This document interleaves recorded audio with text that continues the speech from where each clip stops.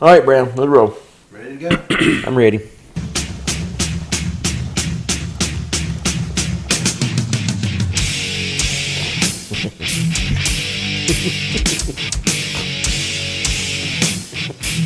Now you get me laughing, man. I gotta do this. 357 Productions is proud to present the Masonian, a monthly podcast for Freemasons with a focus of the Grand Jurisdiction of North Carolina. While not an official function of the Grand Lodge of North Carolina, we operate with the full endorsement of Grandmaster Gene Cobb. The opinions expressed on this show are those of the participants and in no way reflect the opinions of the Grand Lodge of North Carolina, its members, or any appendant bodies. 357 Productions does own this music, so we can play it any time we want, and we like it. You think we should change it up? Nah. What do you think? I don't know. Maybe. Maybe we just need to do a show about music. That'd be kind of cool. That would be cool. That'd be cool. We need a motorcycle show. That's what we need. We need just a fun show that's got nothing to do with masonry. I'm about have my fill in masonry For a little while. For a little while, yeah, not all together, but Well, I've been on a tough run here lately. Been busy a lot, and those guys listening know that you're super mason. So I mean, you're doing it 7 days a week, and that could be getting a little burnout. 8 days a week. 8 days a week. I believe it. I believe it. Anyway, you know, it runs in peaks and valleys, but I have been on a pretty tough run here, so I'm ready to do something other than Freemasonry. I love it, but doggone it, everybody needs a break here. Larry Thompson is the one that's always telling me, Ben, you got to have a little balance in your life, and he's always telling me. I've heard that somewhere before. Yes. Yes. So maybe Chris Christopherson and Larry Thompson have something in common. Larry's always telling me that you can't do all masonry all the time; it'd burn you out. And I never listen to him because I think I know better than Thompson, but he knows better than me, I'm sure. So, man, sometimes you just need a break, brother. You know what I mean? You go hard, man. There's no doubt about it. Anyway, it's all good. We're going to talk about some other stuff tonight. So, kind of to this end, our guest tonight is Worshipful Brother Jeff Morris. So we were getting ready to shoot the podcast this month, and we didn't really have a guest. We hadn't really planned it out very good. And I was thinking about who we could get. And we've done an awful lot of really, what I consider really good shows for the Grand Lodge of North Carolina. I mean, we've done, a lot of the bigs and guys that wear purple, and people from our charities, and people from the Grand this and Grand that, and the other appendant bodies. And I just thought that it would be a good opportunity to do a show about the plain old regular doggone Blue Lodge. And so kind of to that end, I was thinking, well, how can we do that?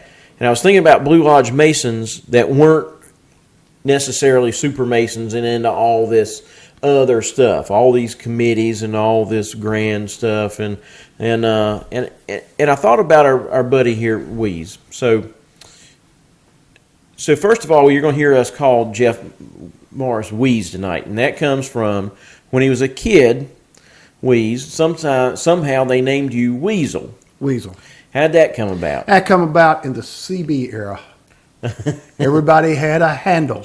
Yeah. And that was mine. You were the Weasel. And somehow or other it stuck. And then it just got shortened up to Weeze. Yeah. So everybody that I hear will call you Weeze like with a Z, but it's really like with an S, Weese. It's short for Weasel. I'm not sure how to spell it. I mean, I've never signed my name that way. So that's just the way we say it. And let me interpret what you said.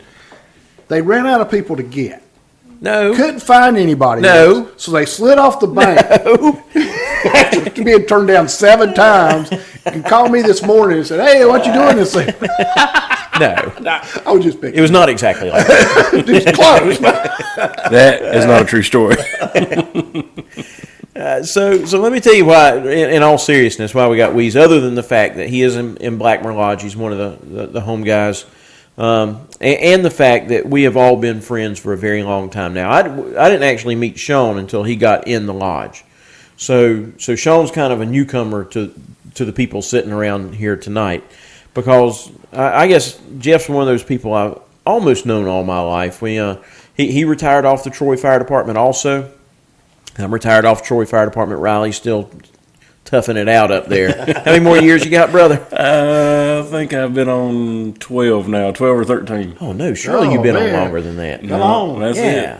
That's it. Whew, son, you got 8 more years up there? You're still in that realm where you say, is it worth me staying or not? You know, when you get to 16, you got to. I know. You're vested then. I'm picking. I enjoyed my time there. Yeah. I'm not What year did you get on fire department, Louise? 84.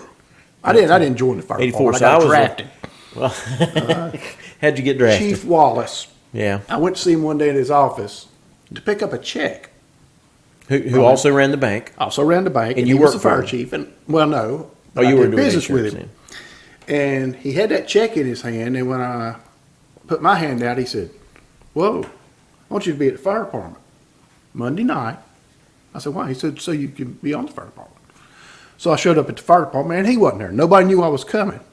And, they're all looking around like, what's he doing here? The rest is history. The rest is Yeah. history. So I was a junior in high school then. So Yeah, you my were. dad was on the fire department. My grandfather had been on before that. My dad would have been active in 84. He was. And, Took me in And my my first dad. fire. times are, and your dad, that's right, and Riley's dad. So, times change. But I was riding a fire truck literally from the time I was You were riding the fire truck? I was 6 or Yeah. 7 years old when, this was back in the day when it was volunteer department, small town. They'd get a call. If I was with Pop, he couldn't leave me, but he couldn't not go on the call. He worked right across the street, and we've both done it. Yeah. They sling you up in the cab of the truck and off I you go to the went fire to- call. I went to I many rode calls. tailboard before. Yeah, I wasn't tall enough to reach the bar when I was a little kid, so Daddy would Daddy would be on the tailboard holding on to the bar. For y'all that don't know, they don't ride tailboard anymore. Them days are gone. I'm sure the insurance. I'm not even sure there's a bar back there to hold on to. There used to be a bar, and you'd stand on the tailboard and hold on the bar, and Daddy'd put me between his legs so that I wouldn't bounce off the thing while he was holding on, putting their turnout gear on going on the down back. the road. So that was the good old days. But I grew up in the fire department, and then when Tom Wees came along, I was a junior in high school. I got my turnout gear when I was a sophomore in high school, and I was running calls. Hell, I had a Sure you pager when I was a junior in high school. And so those don't count in my 28 years fire service. I don't count those years. Counting them, I had 30 years. Anyway, so Jeff came along when I was just getting in firefighting, I guess is the thing. He was a grown-up and really getting on the fire department. I was a junior in high school. Riley was a youngin' still, but his daddy was on. And so that's how we got you to worked know. for my dad's son. I did, yep. So I worked for him part-time when I was in high school. It was just small-town America. Everybody that's in a small town kind of knows how this works. But the point is, I spent my entire fire career with Weeze, and we've known each other that long. And so I went off to the military for 8 years, and Weeze is still here on the fire department. And you went off to college eventually, and you grew up. And when I got out of the military, came back. Weeze is still on the fire department. You got out of college, you came back. You got on the fire department. So we've been together for a long time. And all this was way before any of us got into masonry. That's right. So, we were friends and brothers before, although there's a fair amount of age difference. Jeff's probably 57. 57. I'm 50, so he was 7 years older than me. And how old are you? 37. So, so there's a fair amount of age difference, but we had that shared experience of the fire department, that shared brotherhood, and that we still have. And then Brown eventually came along, and he's the newcomer of the group. But anyway, we bonded that way. So when I got in the lodge, as soon as I got raised and got my feet on the ground, first thing I did was this is the way it works in a lodge, right? Start talking about it a little bit. Went and go get your buddy. Yeah. Hey man, I'm in the lodge. How is it? It's great. You ought to do it. And next thing you know, I'm giving Weeze a petition, and then along comes some other fellas. Which was something I had actually thought about doing before and just never did. So it gave me the perfect opportunity to do it at a good time. And then I thought it was neat because I was approached when I was in high school by Bill Hamilton, which had been asking questions of my family. My dad, he was asking my dad if he'd ever been in the Masons or either one of our grandfathers.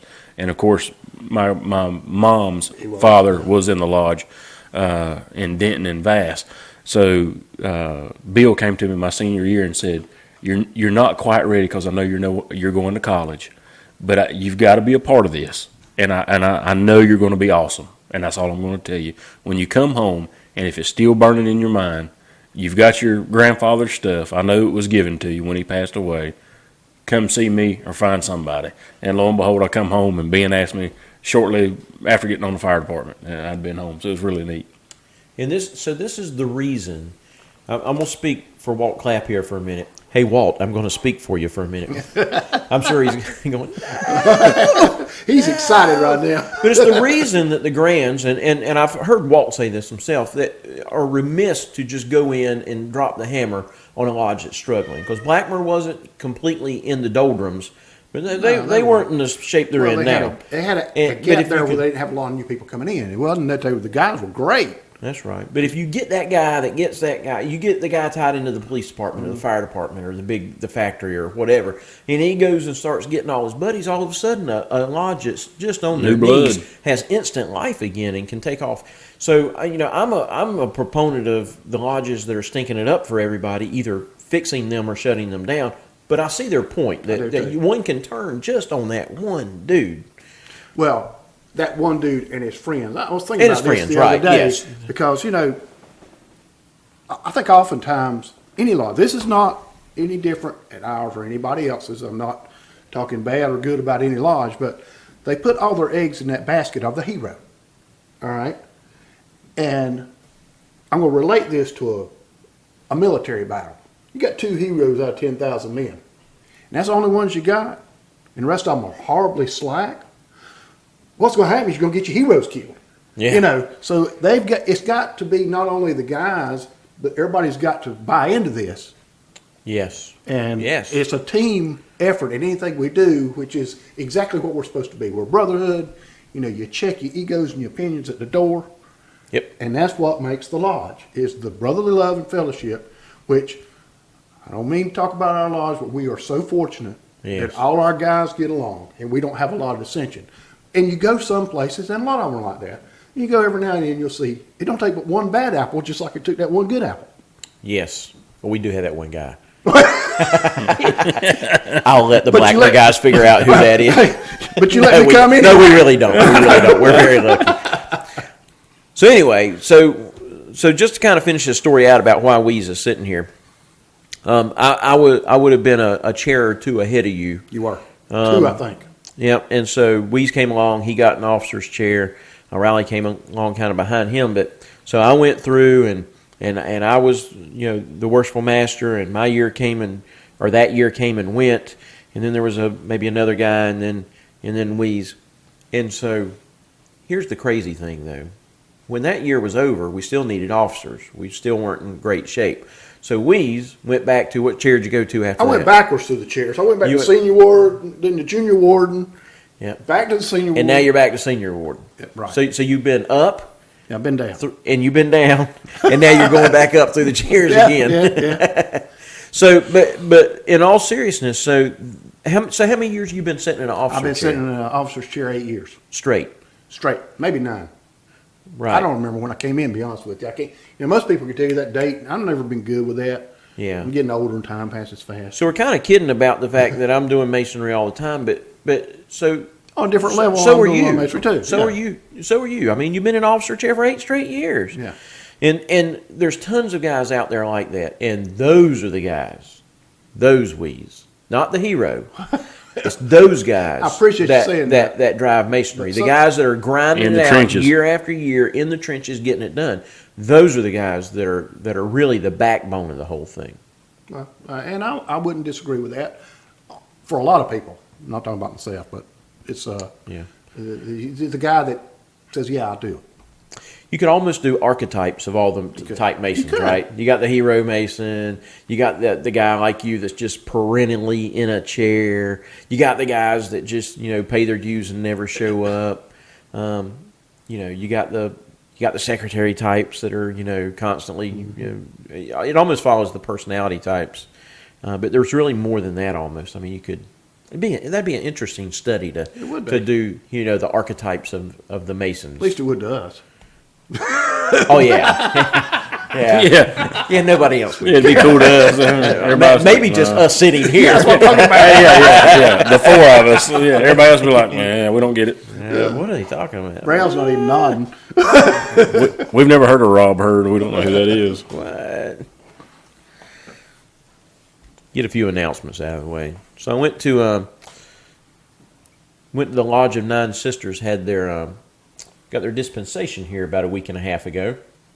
Went to Raleigh, was in the temple there at Raleigh 500. They're building the Scottish Rite, big building in downtown Raleigh. Went really well. Really proud of those guys. I'm happy for them. It's the third Traditional Observance Lodge in North Carolina. So Sophia was the first, Veritas was the second in Asheville, and now there's one in Raleigh. So, And what are they calling it again? the Lodge of the Nine Sisters, which is named after the lodge in Paris, the very famous lodge that Benjamin Franklin was a member of when he was over there, and I think master of. Voltaire was in that lodge. Marquis de Lafayette was in that lodge. And the Nine Sisters are, of course, the nine muses of the classical world. So,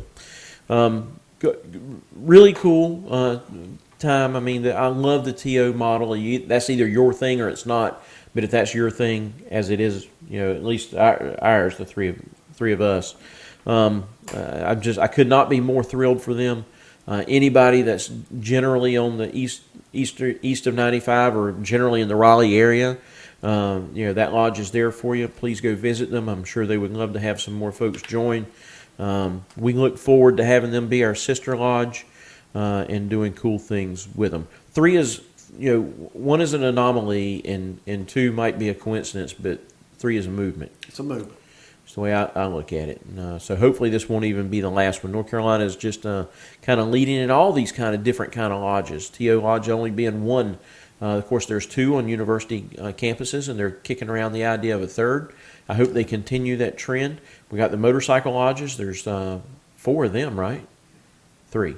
3, I think. Charlotte, Jacksonville, Holly Springs, I guess 3.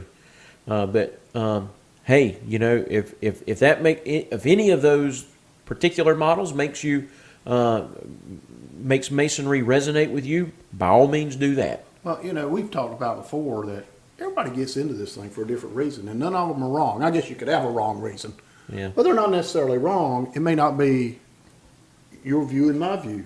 That don't mean the view was wrong, but one thing we got in common is we all did it the same way. And we all, hopefully, learn the lessons of Masonry and apply them to our life. Yes. Because, you can always have a different opinion, and it's not necessarily wrong or right, but the principle you use getting to that decision should be the same. That's right. We're going to flesh that out in a minute. Okay. Let's get through these announcements. We'll talk about all that a little Getting bit. ahead of my time. See, it's my first time here. That's okay. Hey, we don't have any agenda. We just kind of we We're wander winging it. aimlessly for a little while. But let's get through these while we're working on it. Wilkerson College Lodge Symposium. We had that. Be sure and attend that next year. We had Oscar Allen and Ryan Flynn doing the programs. Flew those guys in. Oscar is living in D.C. now. He's a New York Mason. Ryan Flynn is from New Hampshire. Fabulous lectures. Really enjoyed it very much. Downstairs was the ritual competition. I think they had 4 teams this year, maybe.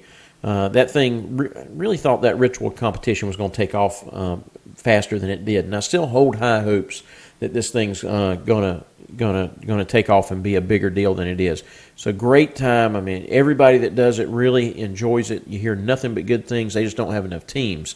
So if you're remotely thinking about doing a team, contact somebody. Contact me.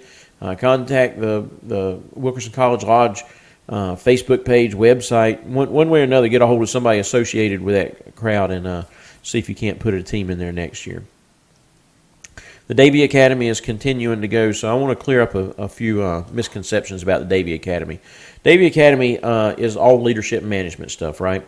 So we had, I'm going to probably use the wrong terminology here, but we have like a junior officers class that we call like the 101 class, kind of a senior officer class, like for wardens.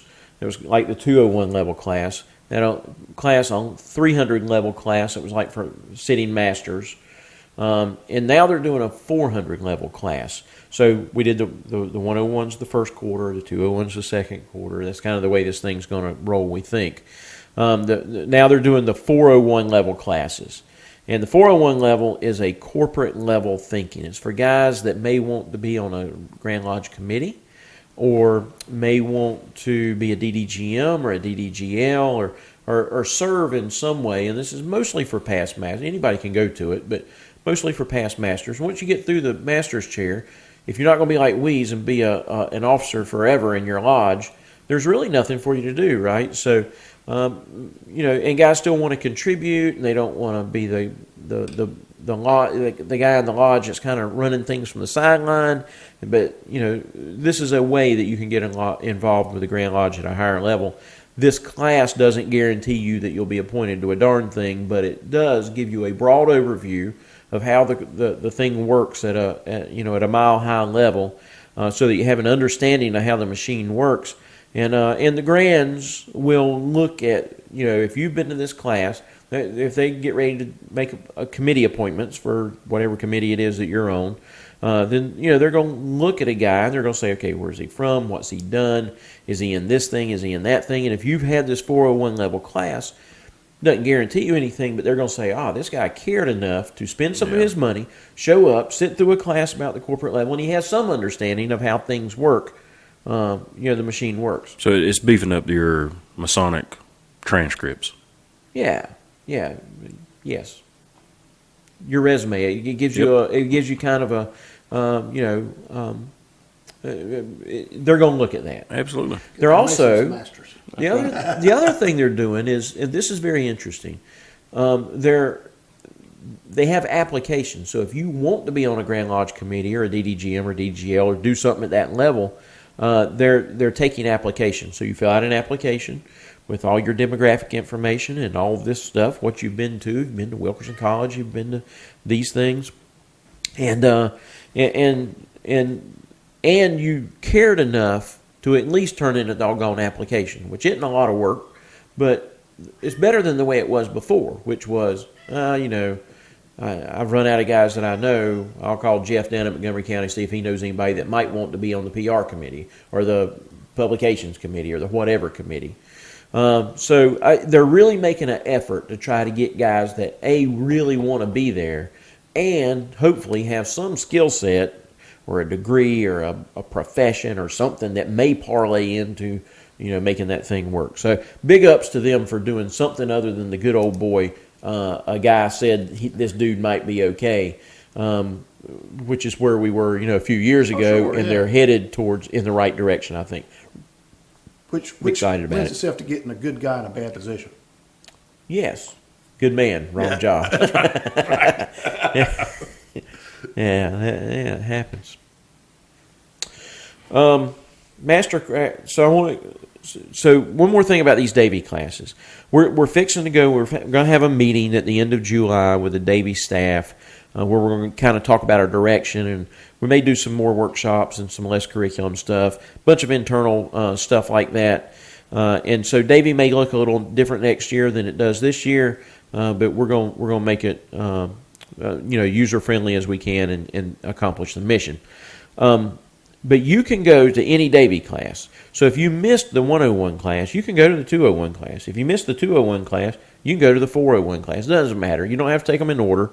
Now, you would want to fill that whole curriculum. You would want to go to all of those classes, but you don't have to take them in order. They're meant to be taken that way, but you don't have to take them that way. The other program that we have, which is the Middle Chamber program, is not like that. The Middle Chamber program is all about the allegory and symbolism and the philosophy of Masonry.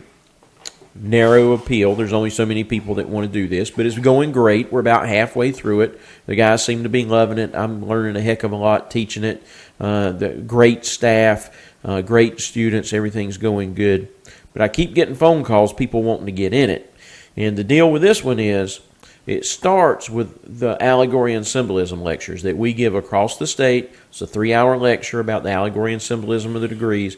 We do those in the first quarter of every year, January, February, and March.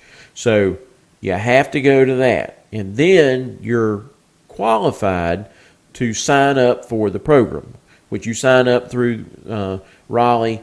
You send them $100. They send you some books and a journal, and then you're in the class for the rest of the year. That's not a hop-in, hop-out kind of deal. And there continues to be, I've taken phone calls on both this week. People wanting to hop in to Middle Chamber, can't do it. You got to start from the beginning. And guys want to know if they can hop in Davy, and the answer is yes, they can. They can hop in the 401 class even though they missed some prior. So there continues to be confusion about that. We realize that there's confusion about it. We haven't done great marketing, and just so everybody knows, there's talks going on behind the scenes about next year doing better marketing. I spoke to the deputy grand master, and I'm trying to be careful with my words here because he's got to get elected first, and all the deputy grandmasters and junior the other officers are very careful about talking about things that they may do next year when they haven't been elected yet. But assuming that Speed gets elected, and I'm sure that he will, you've got to plan for that eventuality, and he has talked about wanting some of the committees to work better together, better integration, better mutual support. Specifically, we were talking about the PR committee, Brown, and the publications committee and education being more mutually supportive and doing more, just helping each other out and knowing what everybody else is doing so that the machine works better. So anyway, hopefully next year, education stuff will have maybe better marketing, and everybody will know more what's going on. Plus, this stuff's brand new, so we're working through a lot of it. We're making it up, not making it up as we go along. That's not the right way to say it, but we're tweaking it. We're tweaking it. Yeah, there's things that we thought would work that are not working. There are things that we didn't think were going to work as well that are very successful. So yeah, we got to tweak it up. So. And we'll probably continue to do this for a couple of years, really, until we get it dialed in where we want it. So there's some moving parts there that we're remiss to start marketing because we know some of it's going to change next year. Anyway, we're getting there. Hopefully we'll have better information next year. What do you know about all this stuff? What you've told me. Fortunately, I'm around you enough, really, that I understand this stuff. In fact, Little Chamber really interests me. I want to do that. Good. And will. I didn't jump on it this year because I was I don't know why, but I didn't. But I'd like to do it next year. So I'm going to preface this statement by saying I wouldn't trade our lodge secretary for anybody. Yeah. We love our lodge secretary, Stimson McCrae, super good dude, wonderful secretary, no complaints. But I know all the stuff that we send out to be read in lodges. I've never heard anything read at Blackmer that I sent out. So if it's not getting out at Blackmer, it's probably not. There's other lodges too. 75%. And I've done it at other lodges too. I have sent stuff out a week and a half before. Go to a lodge, know this is their first stated since I sent the stuff out, and then the secretary doesn't talk about it. It doesn't happen in every lodge, but it's tough to market to Masons, especially when you send emails to be shared with a lodge, it doesn't get shared with a lodge. I don't know, from a marketing standpoint, I don't know how to tackle that. I mean, most everybody reads North Carolina Mason, so that's one wonderful resource right there. And fortunately, Beth Grace, so far we haven't made her mad yet. I think we're on her good side. And that's probably a good place to do it because most everybody reads her North Carolina Mason. But you cannot get information from my committee to the guy sitting in the Blue Lodge. You can't do it. I think the Grand Lodge is going to have to take the approach that I teach for Wilkerson College. Is they're just like we did with Blackmer. They're going to have to adopt software to where they put every brother's information in there, and they do mass emails from the Grand Lodge. It would be much more effective because we all know it's just not. It's no one's fault. We're not blaming anybody, but it's not getting relayed at Blue Lodge. That's right. And I think they have the ability to do that now. I'm sure they probably matter of fact, do. I know they do. And so I don't know why they don't. I would guess, this is just a guess, I would guess that if every time I'm going to have education's going to have a program, and we want to send an email to every Mason in the state, well, if they let me do it, then they got to let the other committee do it. And then they got to let the other committee do it. And then next thing you know, some lodges having their 100th anniversary and they're going to have a parade. Well, they want to send that out. And then next thing you know, some lodges having a pig picking, a horseshoe event, throwing event for a fundraiser, and they want to send that. And next thing you know, you're bombarding guys with so many emails from the Grand Lodge that they don't read any of it. And that's going to be a simple slope. But that'll be a simple fix. It's just like the state. With the state, we have a huge state email listserv, And literally, I went through it this week with my boss, and we sit down all the different state groups, and you just check who you want to receive emails from. So you could do one that's North Carolina fundraising events across the state.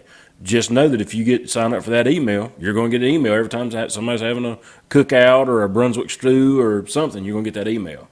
I wonder if you could do that, Riley, and have guys sign up for different levels of email. Like, you want everything that comes out of the Grand Lodge. Some guys do.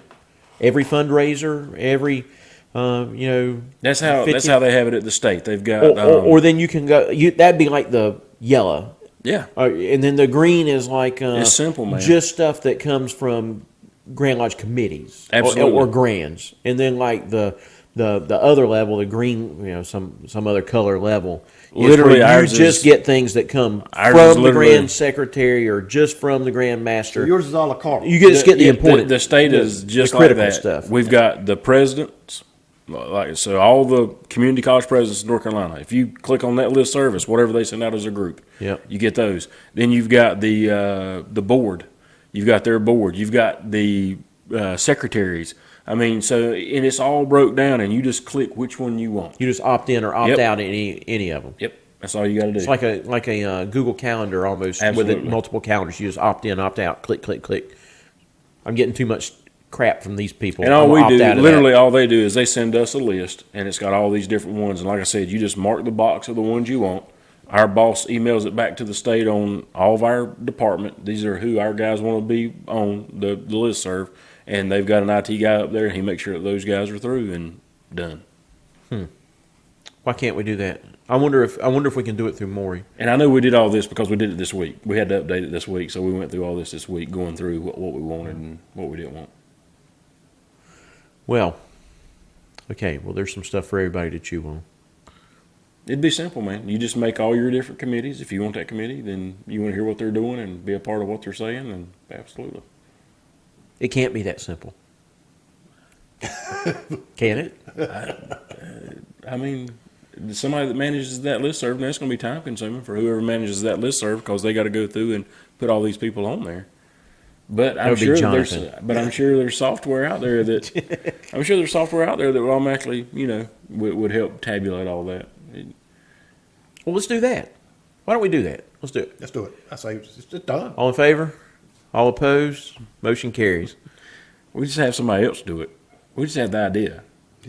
Oh, yeah, that's right. We get all the credit. Somebody else can do all the work. Yeah, that's how we put it in motion. Haley. They're fixing to use my management style on y'all. It's a great idea. In fact, I want you to get credit for it. Do it. You need to tell everybody your management style in case they need to use it in Lodge. Oh, yeah. You've always the Bill Bruton management style. You've always got somebody that wants something different. And I learned this early because they'll catch you after Lodge and say, what I've been thinking about we should do. And, and there's nothing wrong with them. They're not bad ideas. But you can't do it all. So I learned early is what you say is, I think it's a great idea. And I want you to get credit for it, look after it, get it done. And they won't ask you anymore. You'll never hear of it again. Or they'll do it. And it'll be awesome. That's right. Either way, you're golden. It's done.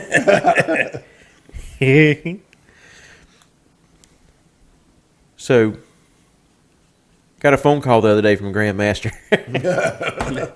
Riding down the road, Grandmaster calls, and I'm like, hello, Grandmaster.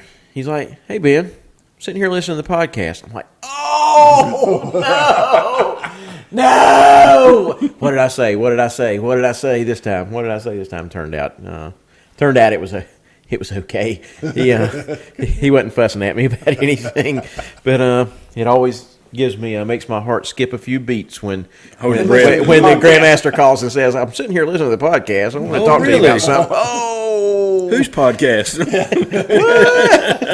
that doggone Riley. What did he say this time? I told y'all not to put that in there.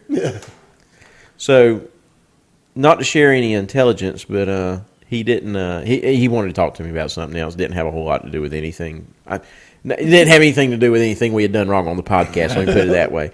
So I thought we were free and clear. We hadn't done anything wrong on the podcast. And then I talked to somebody else who had talked to the Grandmaster, And apparently, I don't know if you remember this, but we said something about him being almost a lame duck at this point, and in a lame duck session. Well, the point I was making is their year goes... I started to say, clearly this was what Ben said.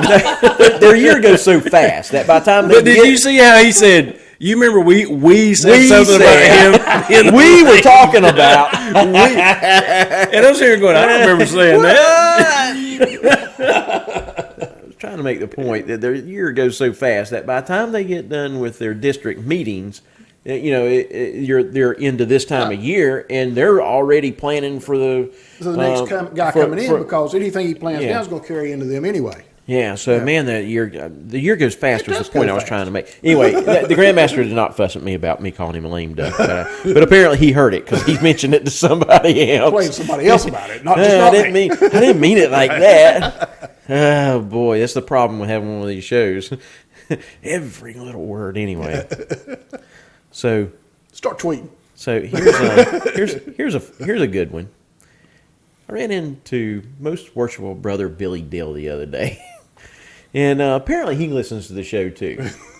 So he's like, Ben, here's what you ought to talk about on the show. You ought to talk about this insert really controversial thing, and then you ought to talk about this insert really controversial thing. I'm like, Most Worshipful, how about you come on the show and you can talk about all those controversial things, because that's a bridge we're not going to cross. I think Ben's missing the point here. They done figured out that he don't mind being controversial. Not this controversial. So if we ever get, I invited Most Worshipful Brother Billy Dill to come on the show and talk about it. It would be like, I was thinking about this after I talked to him when I was laying in bed that night thinking about this. It would be like, you remember a guy named Gallagher that used to be, and he'd like smash watermelons with them, and the crowd would be wearing like rain suits. That's what it'd be like if we get Billy Dill on here, because he's going to be like smashing watermelons and he's one of those cantaloupes, Masonic heroes, and we're going to be, oh, mine too. I mean, we're going to be ducking and dodging. We're going to be over here like, no, no, beep, beep, beep, beep. Anyway, he had some good questions. I ain't going to ask him. Most Worshipful, you are welcome to come on anytime. We will sell tickets to that show. Yeah, he is. We'll have a live studio audience for that one. Yeah, he's definitely a Masonic hero. He's an impressive man. And he rides a motorcycle. And he rides a motorcycle. To my knowledge, the only motorcycle riding Grand Master that we've had, at least since I've been around. Bam. How about that? Okay. Scottish Rite Honors came out this week, and I am very, very happy for all the guys that got honors. I'm happy for Tony Rathbone is getting his red cap, and I don't want to start naming people because I'm going to leave a bunch of people out. Some of the Valleys posted theirs, some I didn't see posted. I don't know if I just missed it or if I'm not in their feed or whatever. But so there are some guys that I knew, and I'm all very happy for them. A ton of guys I didn't know because I just don't know everybody. But I wanted to point out Tony because he's Master Veritas and a very good friend of ours. And Mike Doggone Daniels is getting his 33rd. And I am congratulations to very, them both. I mean, he's a Friend really to us all. good friend to us all. Another He's Masonic honorary member of Blackmer. He comes down all the time. Programs. The Blackmer does a ton of program for us. Curry Pendleton was doing a program the other day. Mike came down just to see it. Yeah. And it's like a 45-minute drive from Mike, and he didn't have to come. But he did just because he's a friend of ours. It's been a long time coming. I'm very happy that our Valley or Dr. Brunk or whoever makes that decision, I think the Valley recommends, and then Dr. Brunk gets the final say. I don't operate at those levels in Scottish Rite, but whoever it is, I'm just really happy for all the recipients and especially for Mike. Talk about Alexandria, Washington 22 for a little bit. It's another time when all the Grands, I'm sure, are cringing their toes because, we've said on the show many times that Grand Lodges talk to Grand Lodges. Brothers don't talk to Grand Lodges. So I'm not going to say a thing about the Grand Lodge in Virginia. They can do whatever they want to do. That's their business. I've never been to Alexandria 22, but I know Andrew Hammer is a friend of North Carolina. He's a friend of mine personally. He's a friend of Sophia Lodge. There would not be traditional observant Masonry in North Carolina probably if it wasn't for him. He wasn't the only guy that was instrumental in getting us started, but he was one of the main guys that really got us kick-started. I think it's paid dividends to Masonry in North Carolina in many ways. I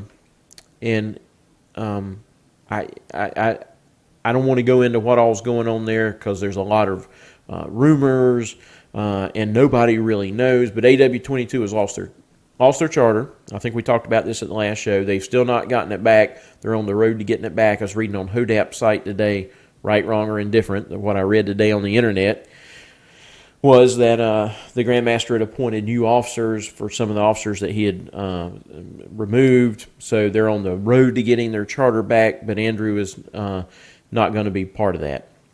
It doesn't appear anyway. So I just want to say, last week we started the show talking about Cliff Porter and the things that he meant to Masonry, in North Carolina specifically, but nationally, in general. And so, and we're going to forward the same thing to Andrew. I think he's, as far as my understanding is, that he is still a Mason, although he has maybe from another state. I really don't know. He's going to continue to be a Mason. Hopefully, he'll get squared away with the state of Virginia. That either will or it won't. I don't know much about that.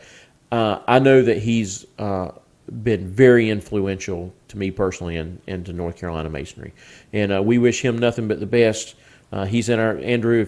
I doubt I'm sure he doesn't listen to this show, but he's in our thoughts and prayers, and that situation will work itself out like it's supposed to. But I don't know. There's a lot that I want to say about that, but I'm just not gonna.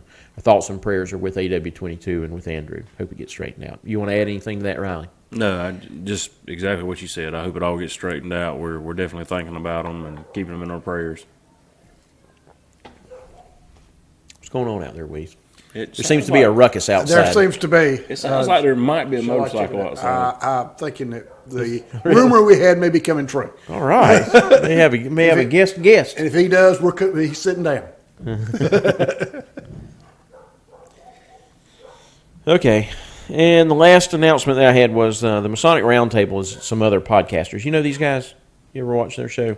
I watched it a time or two. They had a deal in Washington, D.C. for the 300th anniversary, and apparently it was wildly successful, and know some guys that were there. I mean, I've heard about them, but I've not Andre was had there. a chance to watch them. Yeah, their show's a lot different than ours. Was Andre on the show? I think I thought he was going to be on. he was on some podcast. I don't know if it was that one or not. What they are is like a consortium of 2 or 3 different podcasters that come together and have a single podcast occasionally, and they do almost like what must be like go-to meeting or something, because they're not in the same physical location, but they're all on the computer screen at the same time. But you can see, like on go-to meeting, when one guy will start talking, the screen flips over to him. Yeah. They do that. So when they talk over each other, it'll like kind of flip back and forth between those 2 guys, and you can tell that there's not a guy with a button saying, okay, Riley's talking now, we'll pan on him. Okay, Jeff's talking now, we'll pan on him. It was not like that. So I don't know. Anyway, they were talking about it today. I was busy at work. It's summertime in the air conditioning business, so it was crazy busy. And I don't know. I didn't finish listening to it, but apparently the guys that I talked to that were there said it was a very good time. Anyway, I just wanted to give them a shout out. All right, so let's get back to talking about Lodge a little bit. I ran into one more announcement. So last night at Sophia, we had a couple of guests come, quite a few actually. Danny Martin came and brought some guys with him. But there was 2 guys that I had not really met before. I think maybe I'd met one time. Anyway, a guy named Noah from Long Creek and a guy named Patrick from Eastgate. And no, that's not right. Not Eastgate. Excelsior. Remember Excelsior? Yeah. Jeff went over and talked at Excelsior, and I've been there several times talking.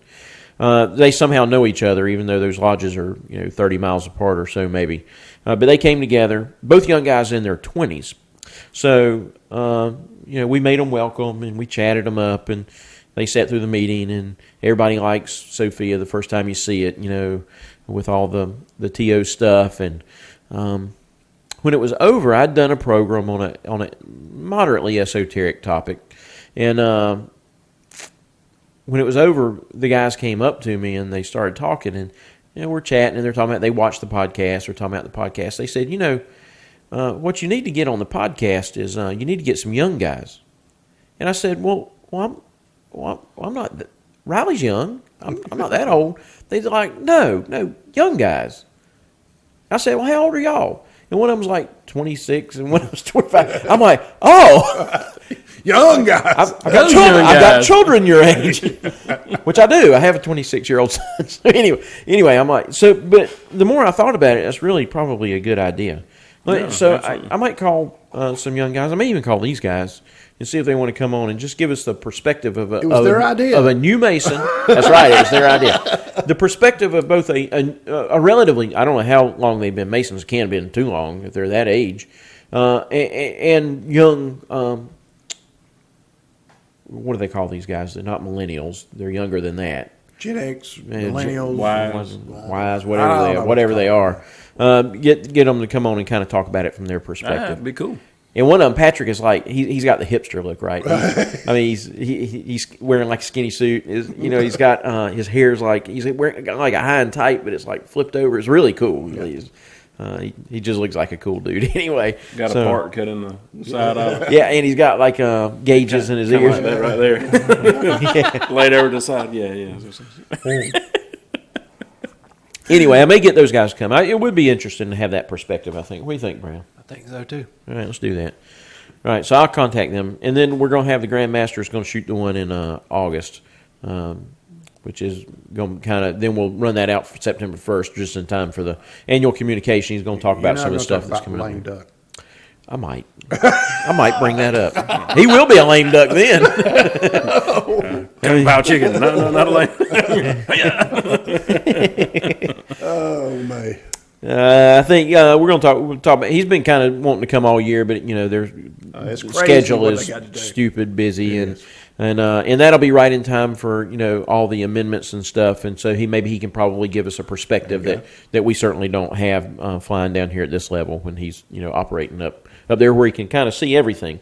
So anyway, all right, so that's enough of that. So we talked about Weeze being here because he's. We've been available, and a perennial officer and stalwart in the Blue Lodge and stuff. But here's the other reason. So,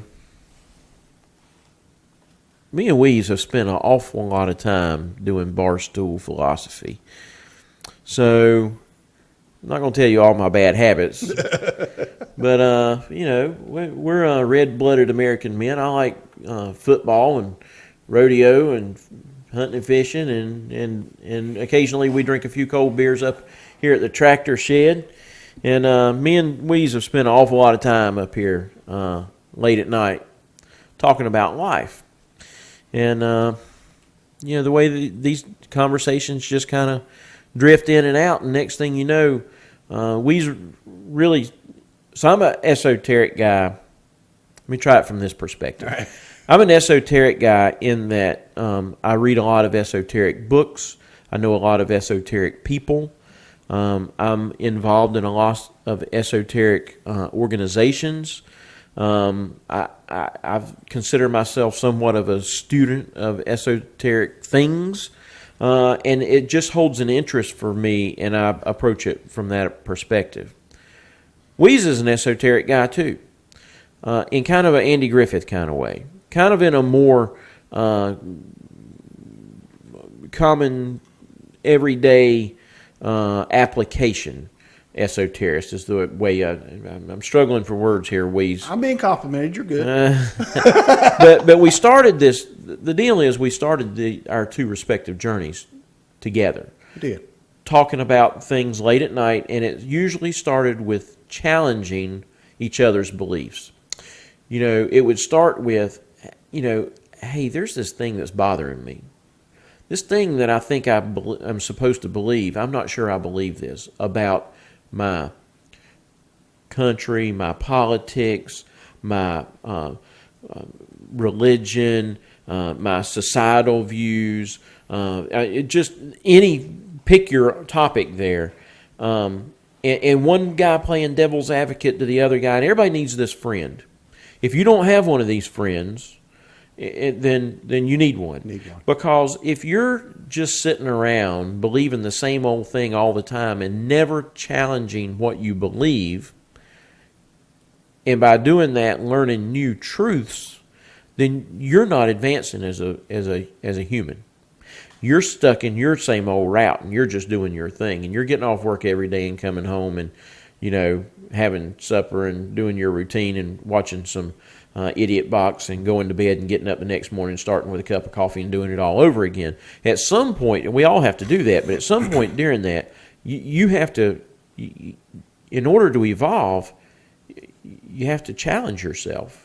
And you have to talk about difficult things. Yeah, step outside that comfort zone. Absolutely. And it's hard when you start there. So you're just not comfortable going up to a stranger or somebody that you're not really close to and saying, I'm not sure I'm of this political party anymore. I think maybe I'm switching to the other political party.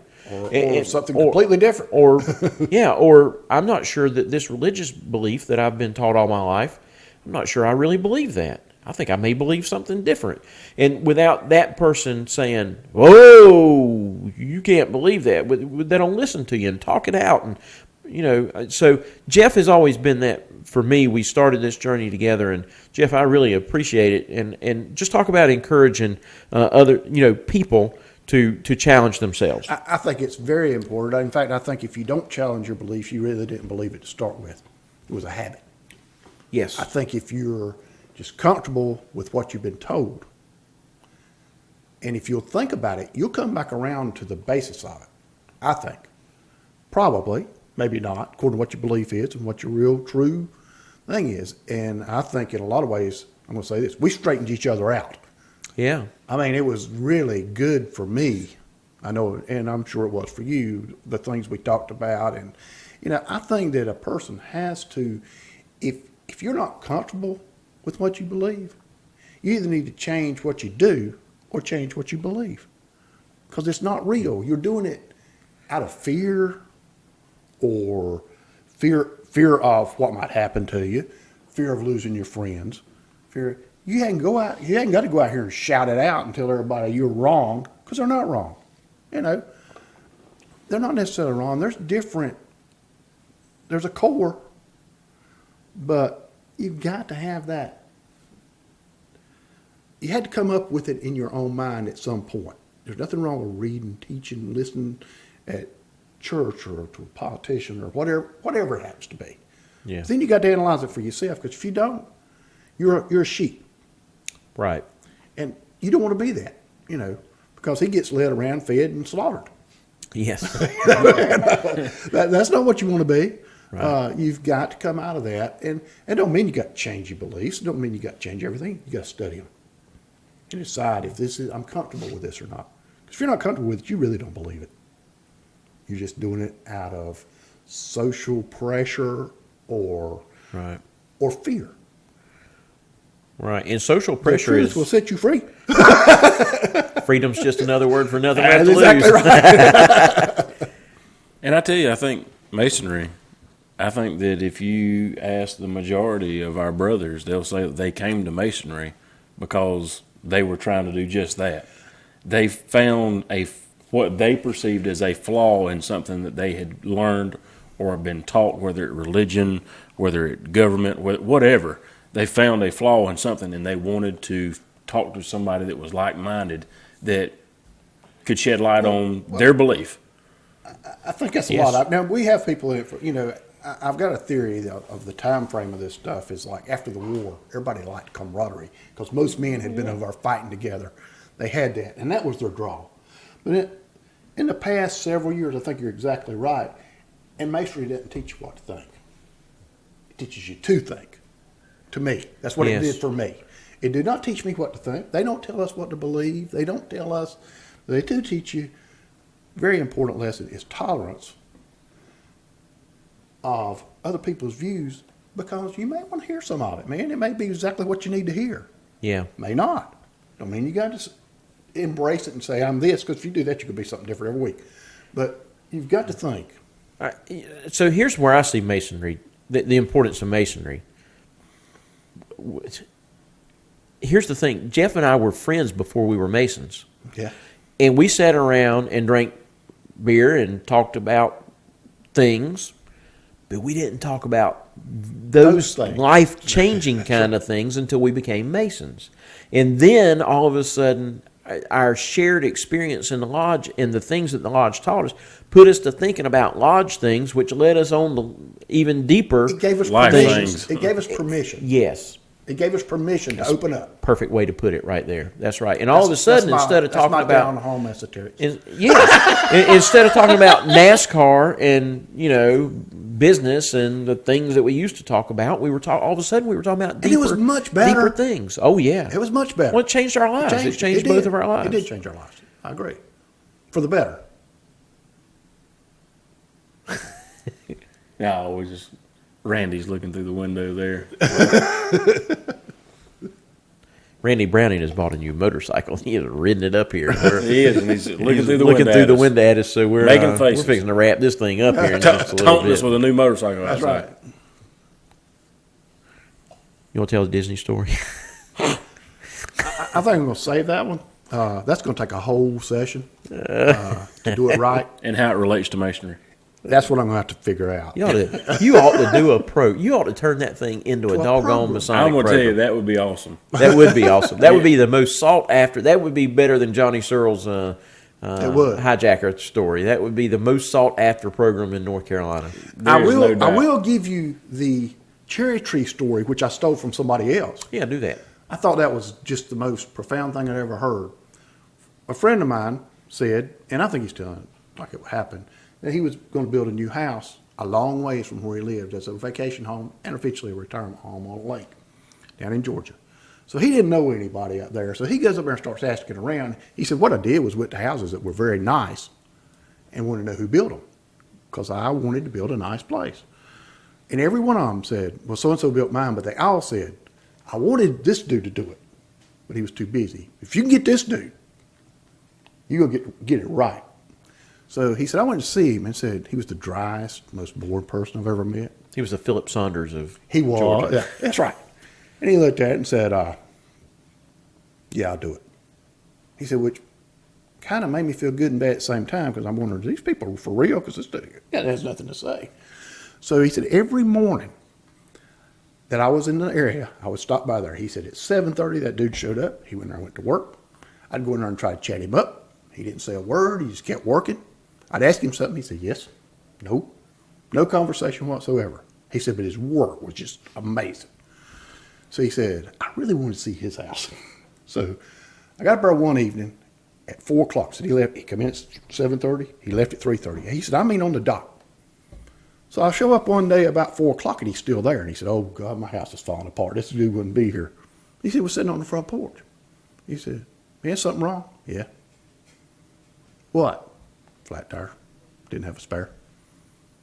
He said, well, I'll take you home. He said, this is my opportunity to get to see his house, He said, no, son's coming to get me. He said, no, I insist. I want to take you home. Okay. He said, we leave there, we're riding. All he would say, take a left, take a right. Never, no conversation. I was trying to chat him up, and he's just sitting there. So we get to his house, and he said, it's the most beautiful place I've ever seen. It wasn't huge. It was perfect. It had this pavers, probably 15 feet wide, going to the front porch. Had a great big staircase going up to his house. And it was lined with cherry trees. We get out of the truck, and he slapped one of those cherry trees. Just walked by and slapped it and started talking. He said, I mean, just the bubbly personality. He said, it just shocked me. He said, he gets up on the porch. Here come 3 kids, jumped in. Daddy, glad you're home. Started hugging him. His wife come out there and started hugging him. Hey, honey, kissed him. And he said, come on in, man. Let me show you my house. He said, we walked in there and said, I couldn't get him to quit talking. Stay and eat with us. I can't. I got to go. No, I insist. You got to stay and eat with us. So we sat down and ate. Said, this is a dude that spoke to me. In 3 months, that spoke 4 words to me. He said, I finally told him, I've got to go. He said, okay, I'll walk you to your truck. He said, we got on that big, long, wide paver walkway, and he said, I got to ask you something, man. You ain't spoke 4 words to me in 3 months. All of a sudden tonight, you're just like won't shut up. He said, what happened? He said, did you not see me hit that cherry tree? He said, yeah. He said, that's my trouble tree. All day long I deal with problems. I come here, I hang them all on that tree. When I go out next morning, I get them off. But there's never as many left. He said, when I get in this house, I am daddy, friend, lover, and father. When I'm at work, I'm working. I've got to separate that. Don't bring it home with you. Which I thought was the most profound thing to be that simple that I'd ever heard in my life. So that's my cherry tree story. Pretty but good. I stole it. Good. And this dude's probably going to see this and say, he stole, that's mine. But I actually said I stole it, so I guess I'm okay. Disclaimer. You want to tell the story about us at Scottish Rite? No. All About the first trip? yeah. You can tell it if you want to. No, that's not. You knew I wasn't going to tell it. All the good stories we're gonna have. We're gonna reserve them. Yeah, we'll have to do a show with all the good stories that we can't tell.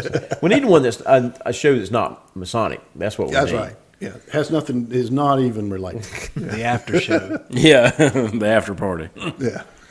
All right, what we got left, fellas? All right, See it, boss. we're gonna run it on up out of here then. Go check out a new motorcycle.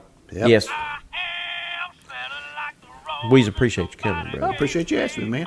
Had a ball. We're going to check out Randy's motorcycle. What we're gonna do.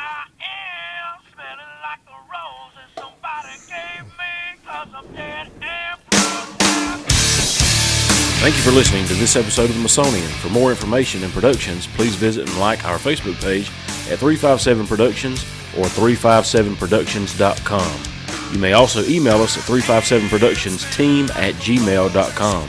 Again, that's 357productionsteam@gmail.com. As always, tell people that you love them, and remember, we meet on the level and part on the square.